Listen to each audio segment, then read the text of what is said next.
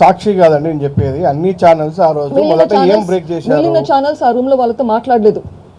మరో అంశం ఏంటంటే ఇక్కడ ఫ్యాక్షన్ బ్యాక్గ్రౌండ్ ఉన్నటువంటి జిల్లా, అక్కడ జిల్లా మొత్తాన్ని ప్రభావితం చేసేటువంటి వ్యక్తి వివేకానంద రెడ్డి.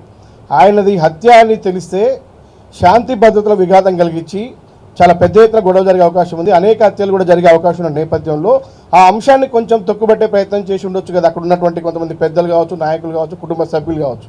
సారీ, మీరు చెప్పేది మీకు అర్థమవుతుందా? ఆయన ఒక నాయకుడు అండి, ప్రజాదరణ కలిగినటువంటి నాయకుడు.